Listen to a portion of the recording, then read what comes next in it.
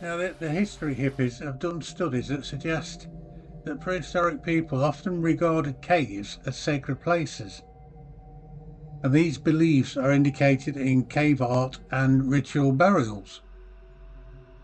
And there is something deeply primordial about caves and other strange spaces deep inside the earth. They're often thought to be populated by spirits, including those of ancestors. So it's hardly surprising that they're often considered to be the entrance to the underworld. These cold, dark, damp places are full of mystery. Caves, mines and underground spaces are central to many of the folk tales that we tell.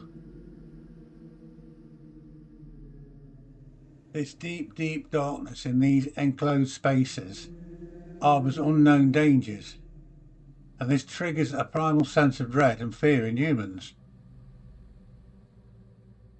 Now, it seems this ancient fear of caves and dark places stems from a combination of evolutionary, psychological and cultural factors, as these environments pose dangers to our ancestors, which I suppose means biologically that darkness triggers a basic evolutionary fear from a time when humans were prey to predators like cave bears and cave lions.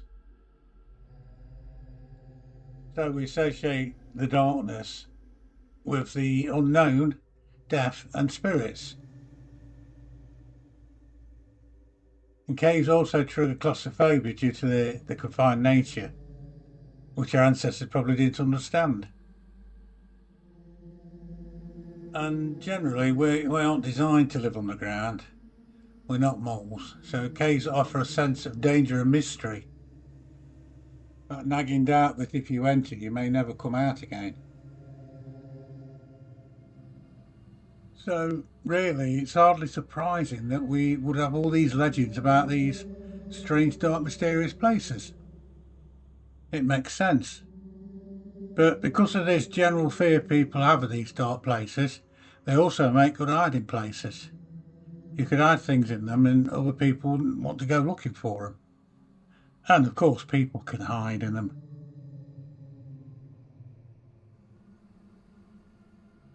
Another reason we'd probably treat them with reverence is the fact that a lot of these caves used to be burial sites. Yeah, cave burial was a practice of interring human remains in naturally occurring caves or other cavities in the earth for millennium.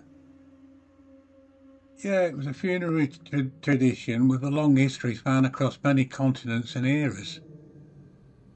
From the Neanderthal ancient human sites in Africa and Europe to Native Americans, with some examples dating back 3 million years, it's said.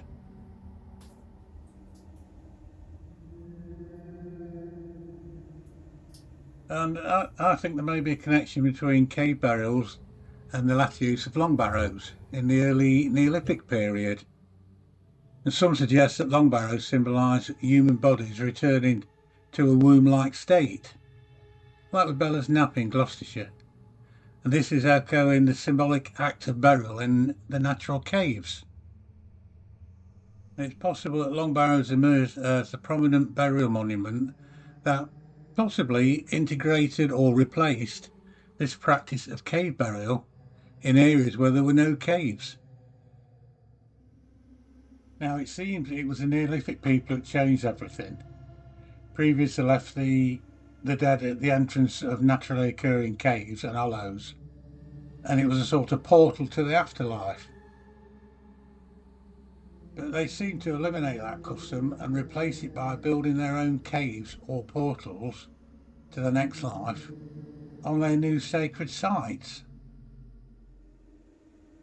I don't know, possibly gaining more control over the mystery of the cosmos, which enabled them to alter their beliefs to fit personal and social needs, which possibly gave them a better connection and control with the dead, sort of keeping them with them longer, physically and emotionally.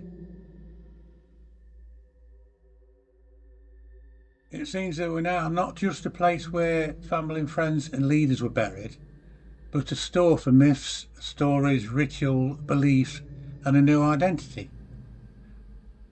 plus a place to meet in special times of the year and share and remember.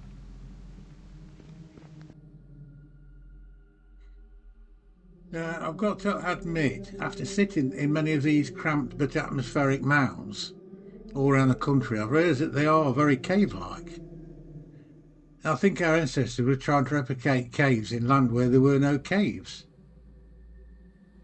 Plus, most seem to have excellent acoustic properties, very much like a cave. I've played a drum in West Kennet and it's surreal. Yeah, think about it. The Cotswold 7 group of early Neolithic long barrows were mainly built in Western Britain where it's very flat. There are about 200 known examples of this group of long barrows. It makes you wonder how many have been destroyed.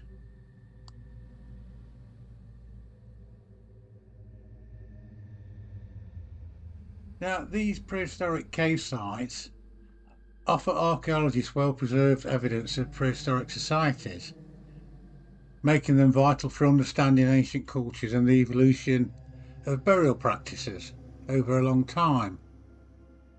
So here's some of the most important ancient cave sites I've listed in England.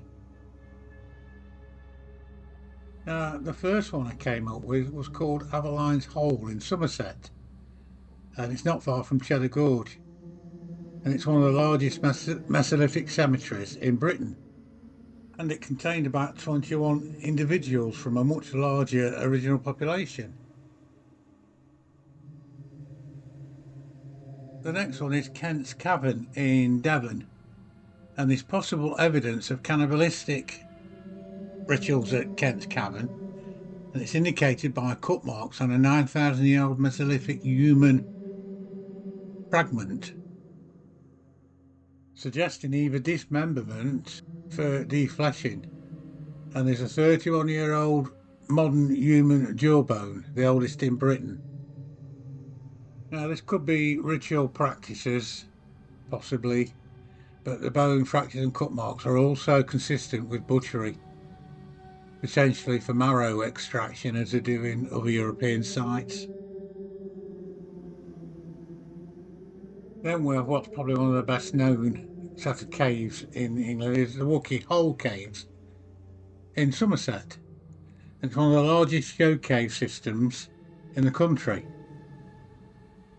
And the cave at the back of Wookey Hole, which is known as the burial chamber, was used by Iron Age people who considered it sacred and a special place for burials.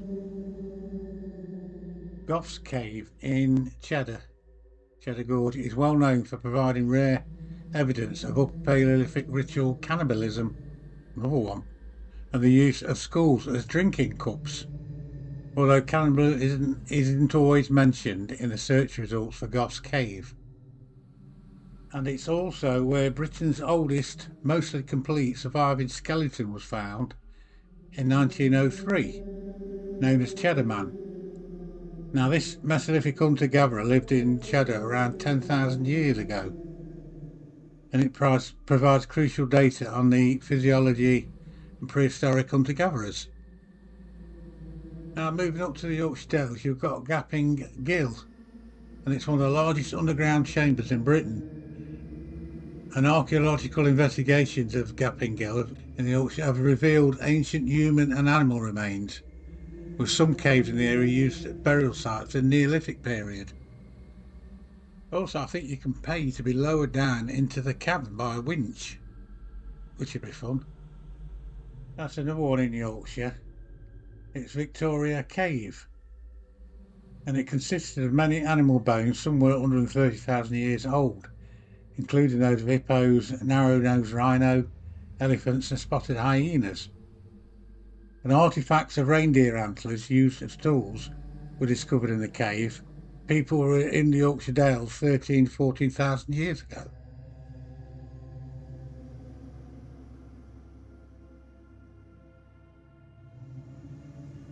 Now, I could go on, I found loads and loads more, but I won't bore you with them, there's too many.